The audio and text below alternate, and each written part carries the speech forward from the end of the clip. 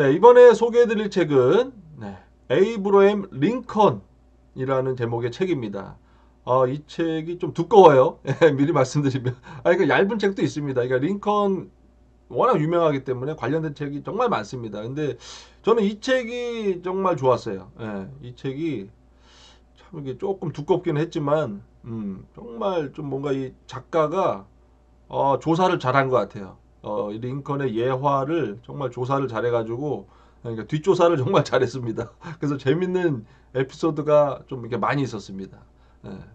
그러니까 링컨은 뭐 여러분들 많은 분들이 이제 알고는 계시는데 일단 책을 정말 좋아했다고 합니다. 어릴 때부터 그 밭농사 지면서 도끼질하면서 산에서 끊임없이 손에서 책을 놓은 적이 없대요. 구체적으로 책 한 권을 얻으려고 무려 30km를 걸어서 다른 마을에 갔다 올 정도로 30km면은 도대체 한 3, 4시간 걸어야 되지 않겠습니까? 아무리 못해도 어린 아이가 그 정도로 책을 좋아했대요. 그러니까 이분은 학교도 제대로 안 다녔고 대학도 안 가고 그런 고급 교육을 못 받았는데 혼자서 이제 책을 통해서 독학으로 해서 나중에 이제 변호사가 된 거죠. 이 링컨이 정말 그 마을에서 처음에 이제 주의원이 되고 이렇게 유명해진 계기가 있는 게 정말 어릴 때부터 정직한 걸로 소문이 많이 났대요. 마을에서 그 정직한 걸로. 그러니까 별명 자체가 정직한 에이브러햄이었답니다. 정직한 에이브러햄. 예. 그 예화가 있었는데 그 20대 초반에 자파상을 차렸어요. 근데 어떤 손님이 와가지고 물건을 사는데 실수로 돈을 더 받은 거예요. 링컨이 손님이 더 주고 간 거예요. 본인이 이제 더 받은 걸 알았어요. 웬만한 사람들은 그냥 더 받았으면 보통 사람들은 아유 일단 뭐 아유 그냥 챙겨야지 뭐 그런 사람도 있을 거고 그러니까 극소수가 그런 사람이 있을 거고 대부분은 아유 다음에 오면 뭐 다음에 와서 뭐 달라고 하면 돌려주지 거의 다 대부분 이럴 텐데 링컨은 이 돈을 더 받은 걸 돌려주기 위해서 무려 10km를 걸어서 갔답니다. 그 사람 집을 수소문해가지고 10km. 이분은 보통 보면 그러니까 책 한 권 빌려가서 30km 이 돈 돌려주러 가는 거 10km. 끊임없이 하여튼 걷는 걸 좋아하는데 그래서 그때부터 아주 정직한 청년이라고 해가지고 평판이 정말 좋았답니다. 근데 링컨은 그 정말 아픔이 진짜 다른 사람보다 많았던 것 같아요. 다른 뭐 역대 위인들 중에서도 유난히 아픔이 많았고 실제로 평생 동안 우울증에 시달렸다라는 평생 동안 우울하게 살았다라는 그런 이야기가 있는데 그 이유가 있더라고요. 어릴 때 어머니가 너무 일찍 돌아가셨어요. 어, 본인을 그렇게 자기 자신을 그렇게 사랑했던 어머니가 너무 일찍 돌아가시고 그리고 나서 또 친누나가 또 20살 때 또 20대 때 또 돌아가셨고 그리고 애인도 애인도 돌아가셨어요. 애인도. 어. 그러니까 누구라도 우울증에 이거는 안 빠지기가 좀 어렵죠. 예. 정말 가장 사랑하는 사람 세 사람을 떠나버린 거예요. 그렇게 해서 참 이렇게 우울하게 평생 살았다. 그러니까 그러니까 잘 웃질 않았다고 합니다. 근데 또 유머가 있었대요. 그러니까 우울한데 잘 웃지 않는데 그래도 어떻게 해서든지 유머를 하려고 노력을 했다고 합니다. 그 실제 예화가 어떤 사람이 그 이제 연설하는데 당신 이중인격자야? 이중인격자 아니야? 막 이렇게 놀리니까 링컨이 제가 얼굴이 두 개면 왜 이런 못생긴 얼굴을 들고 나왔겠습니까? 이렇게 가도 청중을 또 웃겼다고 해요. 이게 뭔가 좀 위트가 있었다. 이런 우울증을 또 유머로 또 이게 승화시킨 그런 또 대단한 분이었다.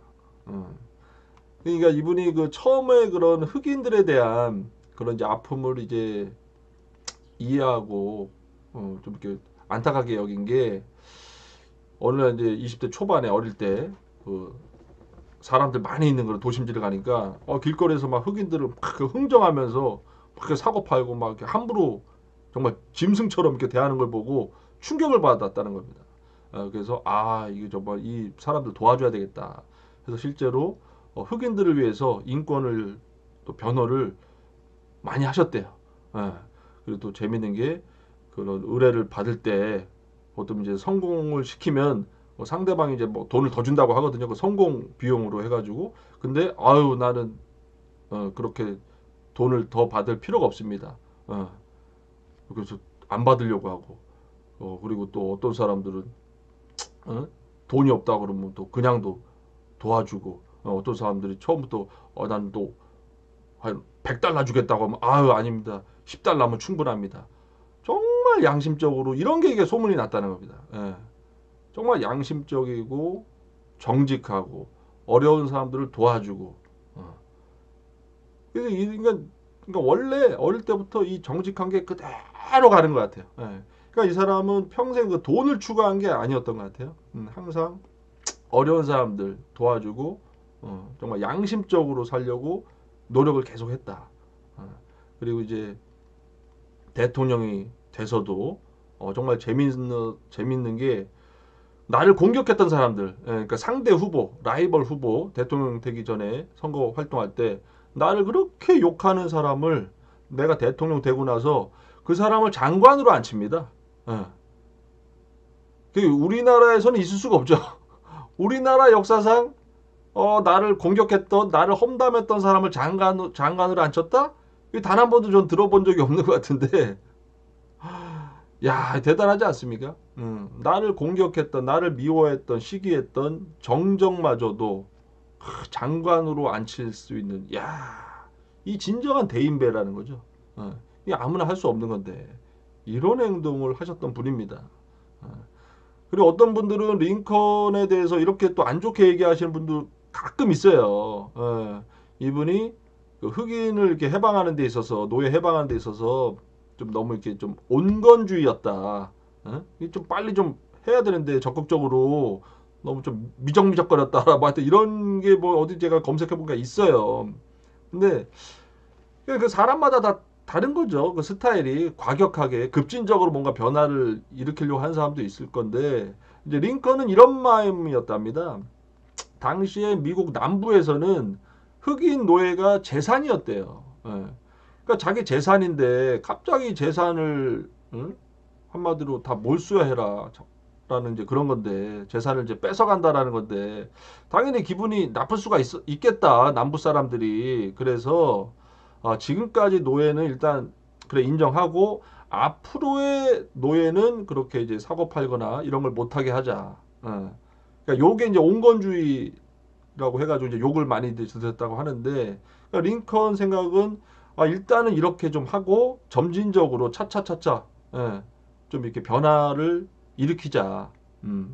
기존의 노예들을 인정해주고 앞으로는 이제 노예를 이렇게 만들 수 없도록, 이러다 보면 결국은 나중에 다 사라질 것이다. 근데 이제 이게 또 뜻이 그 남부 사람들이 또 원하지 않아 가지고 이제 전쟁이 일어난 건데, 그래서 결국은 어쨌든 흑인 해방을 이 링컨이 했던 거는 팩트입니다. 이건 팩트고, 실제로 흑인들 이제 전쟁 끝나고 나서 흑인들의 지위를 향상시키고 전쟁 중에서도 흑인들이 이제 장교로도 복무할 수 있도록 그런 거 실제로 다 링컨이 했기 때문에, 그러니까 뭐 다른 얘기도 많지만, 일단 팩트만 우리는 알고 있으면 될 것 같아요.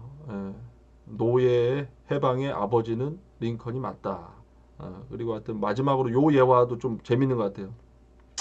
본인이 이제 전쟁에 대해서 잘 모르니까 그 그랜트 장군이라고 미국 최고 또 장군이 있었는데, 남북전쟁 당시에 그 그랜트 장군에게 난 아무것도 모른다.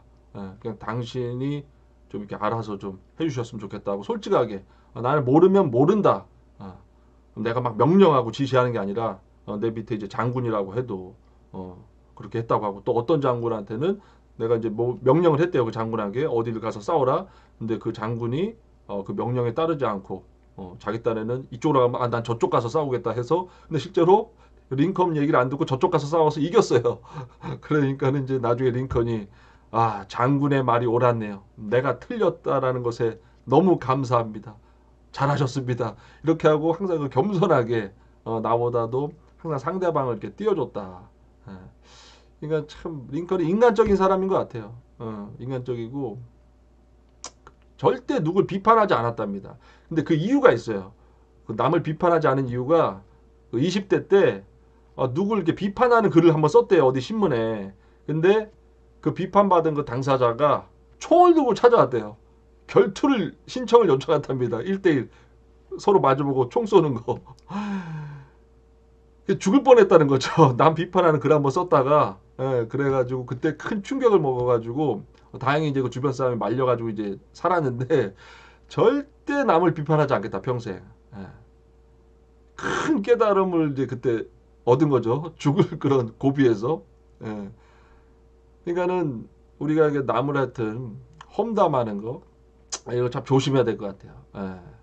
항상 남을 하여튼 띄워주고 칭찬해주고 격려해주고 응원해주고 결국은 이 말을 내가 많이 하면 할수록 누가 잘 되냐? 그 말을 한 이 내가 더 잘 된다. 저는 그렇게 생각하고 있습니다. 예, 왜?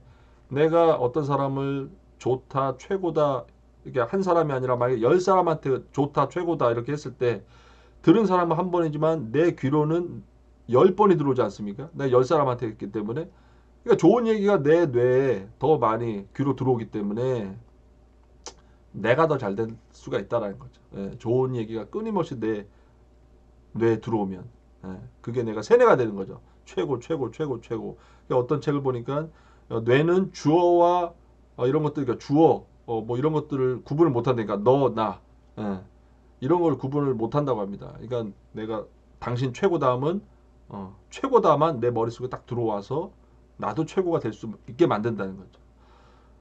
하여튼 마지막에 우리 링컨의 절대 평생 남을 비판하지 않았다까지 말씀드렸고 정말 이 책을 꼭 한번 읽어보시면 좋을 것 같습니다. 강력하게 저의 인생책 추천해 드립니다.